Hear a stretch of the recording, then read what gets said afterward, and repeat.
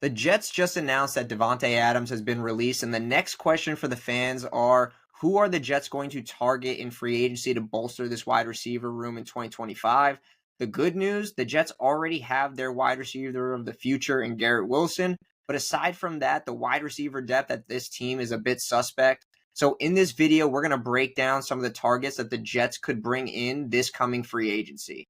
My name is Julian joined by my co-host Nick Perry, and this is the Gang Green Report. Guys, if you're tuning in, hit that button on your way in and like this video. Subscribe to the channel for more Jets content all off season long. But we also want to hear from you guys as well in the comments below. Who are some wide receivers you want the Jets to bring in, whether that's in free agency, trades, the draft? Sound off below and let us get into this video. We touched on this in the previous video, but the Jets have just released Davante Adams. The Jets are entering free agency so far with an additional $29.9 million in cap relief, making that total up to $52 million as of this video. And the rumors of Allen Lazard also being out, that could be easily freeing up an additional $6.6 million, bringing the total up to nearly $60 million in cap. So the Jets will have some cap to work with in not only bringing in some valuable free agents across the board, but to help this wide receiver room that is desperate need of a facelift going into the new league year. The good news that we have our long-term building block in Garrett Wilson here, currently on the roster. Now the big question is, will the Jets keep him here long-term? You know, Darren Muji kind of expressed that he is in the camp of keeping our better young players here on the team and not letting young talent out of the door.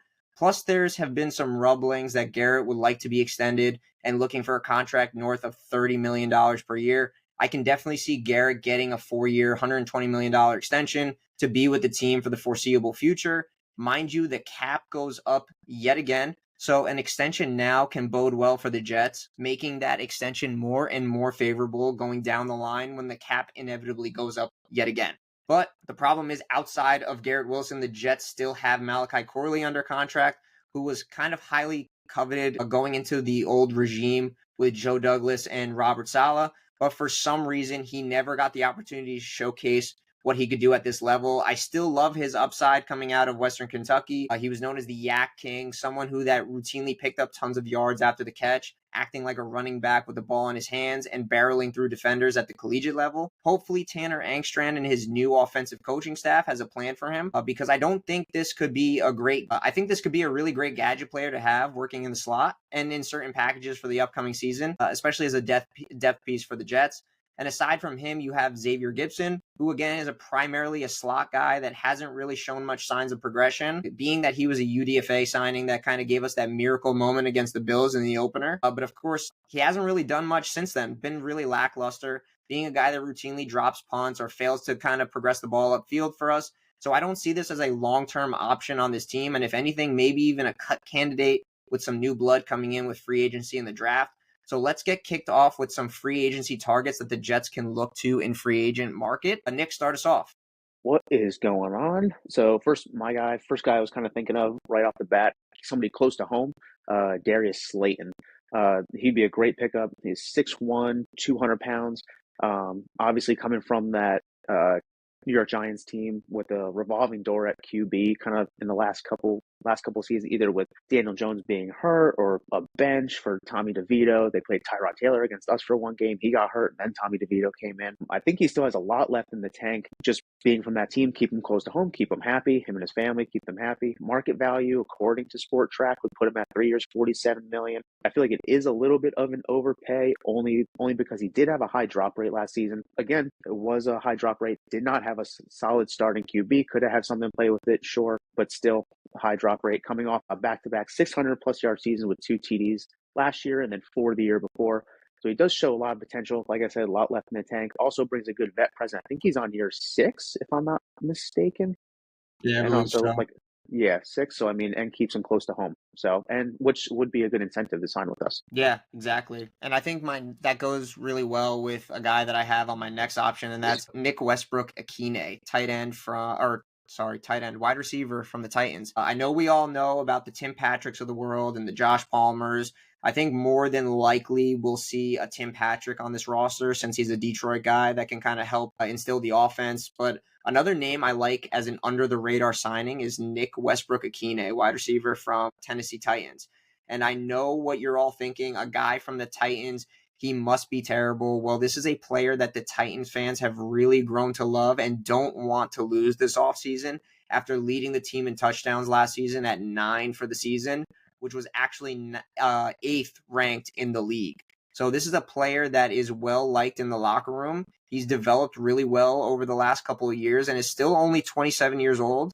He flashed big playability at the main receiver slots. So he's played on the Z, he's played at the slot, and he's played in the X.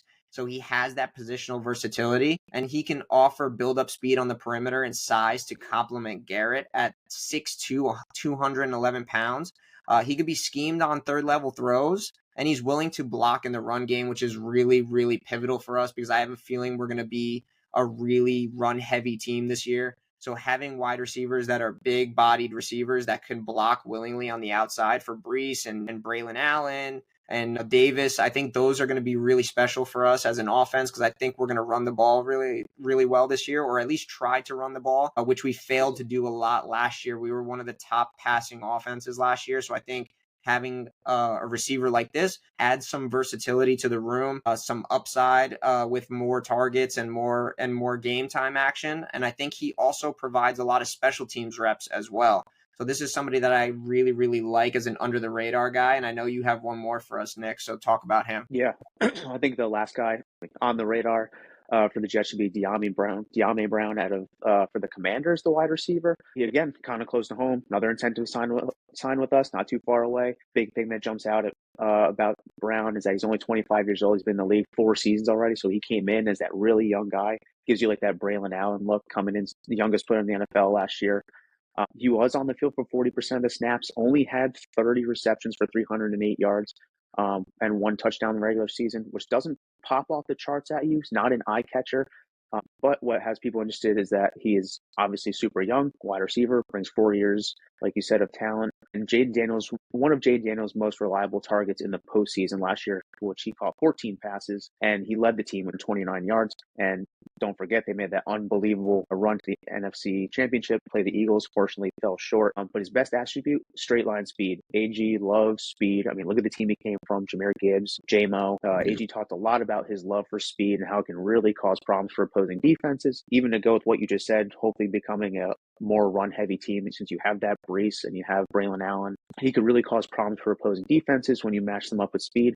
Brown has legit 4.4 speed and a physical receiver. He's 6 foot, about 200 pounds. He's young, low risk, high reward type of signing. Can get him on the cheap, add vertical threats down the field, can take some eyes off of Garrett just by getting open downfield. Yeah, exactly. I love that. And I just think he just adds so much flexibility to this run game as well as a gadget player that they use as in the Commanders as well.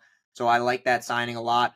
There's some other names that we have on here that are up for consideration. You have MVS out of New Orleans. You have Deontay Johnson out of Baltimore. He kind of got shipped around a lot this year. There's Randall Moore from Atlanta. A lot of people know him from his time with the Cardinals as well. And then Michael Gallup actually just recently said that he would be willing to come out of retirement and make a comeback.